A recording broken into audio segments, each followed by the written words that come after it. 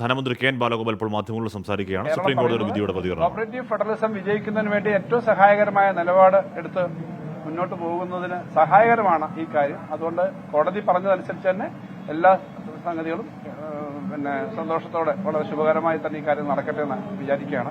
അപ്പൊ നിങ്ങൾ ഇതിനകത്ത് മറ്റ് ഒരു ചർച്ചയും ഈ കോടതിയുടെ വിഷയങ്ങളെ സംബന്ധിച്ചോ ഈ കേസിന്റെ വിഷയങ്ങളെ സംബന്ധിച്ചോ ഈ സമയത്ത് ഞാൻ പറയുന്നത് ഉചിതമായിരിക്കില്ല എന്ന് നിങ്ങൾക്കും അറിയാം. അതുകൊണ്ട് അത്തരം ഒരു കാര്യത്തിലേക്ക് ഞാൻ പോകുന്നില്ല. കാരണം അതിനകത്ത് ഇതൊരു വിവാദം ഒന്നും ഉണ്ടാവേണ്ട തരത്തിലേക്ക് പറയാൻ പാടില്ല എന്ന് പറഞ്ഞു.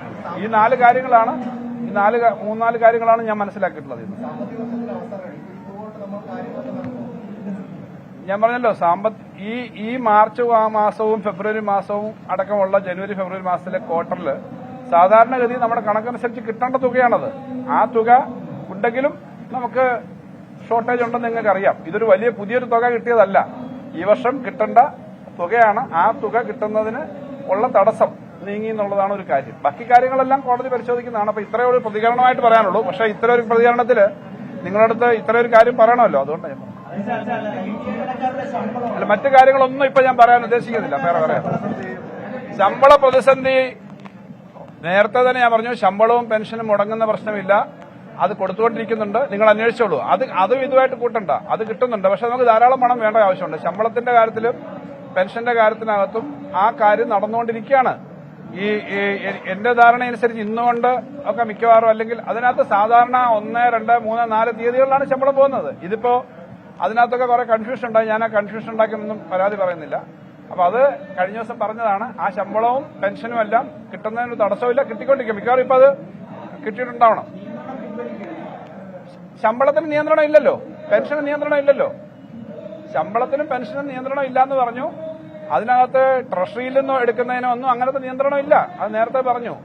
പക്ഷെ അങ്ങനെ വാർത്തകൾ വന്നുകൊണ്ടിരുന്നതുകൊണ്ടാണ് ഇപ്പം മിക്കവാറും എല്ലാവർക്കും കിട്ടിക്കഴിഞ്ഞ് കാണണം. നമുക്കൊരു ഒന്നാമത്തെ ദിവസം രണ്ടാമത്തെ ദിവസമൊക്കെ ഒരു ചെറിയ ഒന്നാമത്തെ ദിവസം ബാക്കി അവധിയായിരുന്നു. അതുകൊണ്ട് ആ ദിവസം ഉണ്ടായ ഒരു ബുദ്ധിമുട്ടിനെ പറ്റി നിങ്ങളുടെ അടുത്ത് തന്നെ വിളിച്ച് പറയുകയും ചെയ്തു. നിങ്ങളുടെ അടുത്ത് തന്നെ കാര്യം വിളിച്ചു പറഞ്ഞാണ്. അതിനകത്ത് വേറെ ബുദ്ധിമുട്ട്.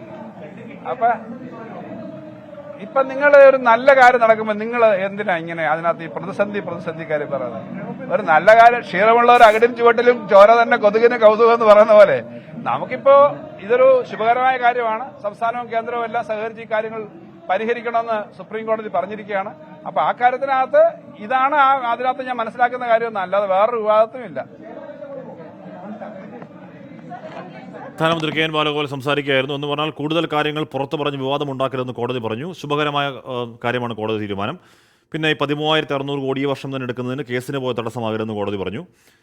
മാത്രമല്ല ഇത് പുതിയതായി തരുന്ന പണമല്ല, ഇത് സംസ്ഥാനത്തിന് കിട്ടാനുള്ള പണമാണ്. അത് കിട്ടുന്ന തടസ്സം മാറി, സന്തോഷം എന്ന കാര്യം പറയുകയാണ് ധനമന്ത്രി കെ എൻ ബാലഗോപാൽ.